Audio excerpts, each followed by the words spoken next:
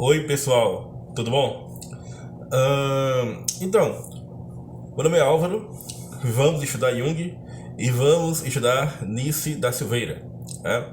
Ah, eu tô fazendo, né? Vocês estão percebendo, aqui no canal, eu comecei um seminário que se chama Mapeando as Obras Completas de Jung, em que eu vou fazer alguns comentários, né, sobre as obras completas do Jung, volume por volume, tá? Livro por livro. E a imensa maioria desses livros, muitos já se tornaram minicursos, né? Aqui tem minicurso só sobre os arquétipos do inconsciente coletivo. Aqui tem minicurso só sobre os símbolos da transformação na missa, né? Aqui tem minicurso sobre os símbolos da transformação, que é o volume quinto, né? Uh, que é justamente o minicurso Simbolismo do Fogo e Tentativa de Suicídio, que foi um minicurso que eu fiz no mês do Setembro Amarelo, justamente com outro minicurso também sobre o problema do suicídio chamado A Alma e o Suicídio. Né? Uh, e eu vou procurar fazer essa tentativa de germinar, de lançar sementes, observá-las crescer e tentar gerar esses frutos por meio dos minicursos, né? Que seriam uma espécie de frutos dos seminários, e os seminários seriam justamente as sementes que a gente vai plantando e regando aqui. Tá? Acho que vocês entenderam. Os seminários vão lançando sementes, porque a palavra seminário vem de semente, e essas sementes vão gerando os minicursos, vão gerando vídeos especiais tá? É, e etc. Né? Como eu estou fazendo esse seminário, que eu vou comentando as obras do Jung, e uma pegada aqui no canal sempre foi observar casos clínicos, né? Eu já apresentei dezenas e dezenas de casos clínicos aqui no canal. Muitos meus, muitos da Marie-Louise Wolfram, muitos do Jung. Alguns que eu colhi até em pesquisa bibliográfica também, né? Porque é importantíssimo a gente falar de casos clínicos, não para gerar uma espécie de modelo de como se deve ser feito, um protocolo de como se deve ser feito, quais são as regras para a gente atuar na clínica. Não é isso que eu estou preocupado, porque o individual não importa perante o genérico não importa perante o individual, é uma autonomia fundamental da psicoterapia do Jung, tá? Mas sim mostrar como é prático o trabalho com a clínica junguiana, né? Então, para que haja casos clínicos que ilustrem ainda mais, né, a proposta junguiana, por exemplo, o primeiro minicurso que eu fiz aqui no canal, chamado Como Aplicar o Método de Jung à Psicologia Clínica, eu comentei aqui de modo praticamente exaustivo, bastante aprofundado, 10 casos clínicos. Né? Eu comentei 10 casos clínicos e como tratar esses casos clínicos a partir de um ponto de vista clínico junguiano. Eu resolvi utilizar os casos clínicos da própria Nice, né? Para que a gente possa ter uma compreensão ainda melhor do método clínico do Jung, né? O método clínico junguiano, e do próprio método da Nícia da Silveira, a originalidade do método da Nícia da Silveira, e inserir, evidentemente, o método da Nícia da Silveira nesse campo de pesquisa. Tá? Então eu resolvi também fazer esse seminário, que o nome do seminário é O Método de Nícia da Silveira, e vão ser muitos vídeos também sobre o método de Nícia da Silveira. Antes de falar, né? Eu prometi no vídeo passado sobre Nice da Silveira que eu iria falar agora sobre o espaço subvertido, sobre o afeto catalisador, né? Isso já apresenta alguns casos clínicos dos pacientes da própria Nice. Mas antes disso, eu ainda gostaria de fazer um pequeno preâmbulo, né? Uma pequena propedêutica, uma pequena introdução, para falar justamente sobre o aspecto importantíssimo do método da Nice da Silveira, que está ligado à espontaneidade, e do próprio método do Jung, certo? que é o lúdico, certo? Que é o cômico, que é o riso, que é a espontaneidade, que é a, a liberdade, né? Eu confesso a vocês, tá, gente? É uma confissão que eu faço a vocês, que eu tenho um certo medo da Nice da Silveira, porque eu sempre achei Nice da Silveira uma pessoa muito séria, né? Ela tem um semblante muito sério, uma cara muito séria, assim. Ela tem cara de ser uma pessoa braba, né? Mas depois eu entendendo melhor o método dela, eu percebi que o que existe na Nice é uma valorização da espontaneidade e principalmente do brincar, tá? E uma coisa que, assim, afetivamente falando, tá, gente? Uma coisa que me aproximou de Início da Silveira não foi nem uma questão intelectual, foi uma questão sentimental. Porque eu gosto muito de gatos e de cachorro também, né? E a Alice da Silveira gostava muito de gatos também, inclusive ela escreveu sobre gatos, né? E ela dizia que os gatos também são terapeutas, né? E foi essa questão dos gatos que me levou, né? A me interessar mais por Nisso da Silveira, porque só quem tem gato sabe, né? Eu tive uma vez que um gato meu sumiu, foi na segunda-feira, eu suspendi todos os atendimentos daquele dia, eu não tinha condições de atender, porque um gato meu fugiu, né? A Maria Luiz Monfran fala que quando um animalzinho doméstico foge é como se ele levasse uma parte da nossa alma embora, né? E o que é que os animais nos ensinam, né, gente? Os animais nos ensinam emoções, afetividade, sim, e os animais nos ensinam a brincar, né? Eu gosto muito de chegar em casa, ver meus gatos brincando, né? Hoje à noite sábado à noite, eu vou levar meu cachorro, pastor alemão Sherlock Holmes, para brincar no parcão com os amiguinhos dele, né? E os animais nos ensinam isso, né? A brincar. E aí, me lembrando de determinadas perspectivas filosóficas, né? Ah, Tem a estética do Benedict Cross, que fala que o homem não seria um animal racional se antes não fosse um animal fantástico, se antes não fosse um animal fabuloso, né? A própria filosofia romântica do Schiller, né, que fala que o homem só é plenamente humano enquanto brinca.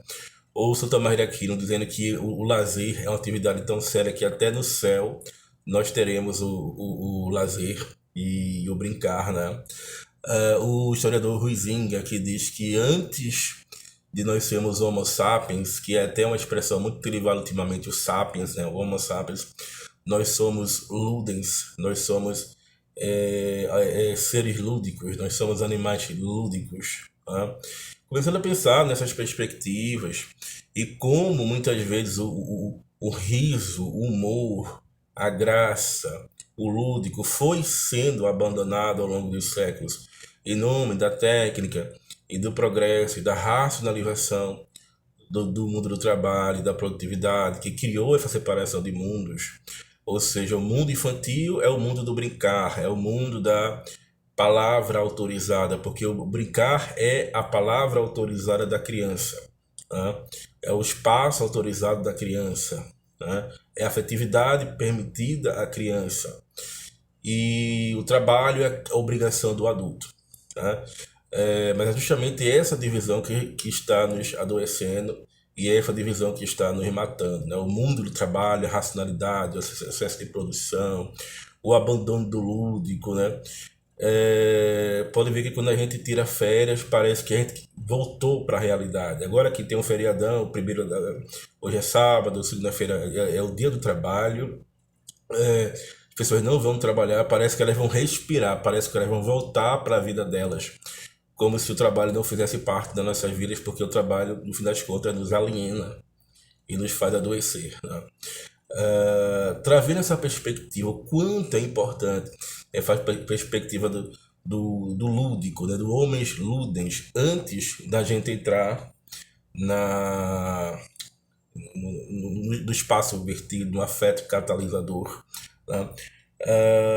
Eu me lembro até que filosoficamente a própria filosofia começa com um jogo de palavras, com adivinhações, com os sofistas, e logo em seguida com Sócrates, com a dialética socrática, questionando as próprias palavras e definições dos sofistas, né? Para mim, a filosofia começa com Sócrates, embora Sócrates tenha tido é, predecessores, né? Embora Sócrates tenha tido antecessores, mas o primeiro que afirma a razão de modo diferenciado ao discurso mitológico e utiliza a narrativa mitológica a favor do Logos conscientemente é o Sócrates. Isso é a própria definição do filosofar, né? Dialogado. A própria filosofia é também um jogo, é também a maior uma forma de liberdade, de brincar. E você pega até filósofos ditos sérios, racionais, como o filósofo Wittgenstein, por exemplo, que no século XX utilizou o termo jogos de linguagem. Né? O que é a ciência? A ciência é um jogo de linguagem, por exemplo. Você percebe que Wittgenstein foi professor de escola primária e observando as crianças conversando, ele descobriu os jogos de linguagem com as crianças.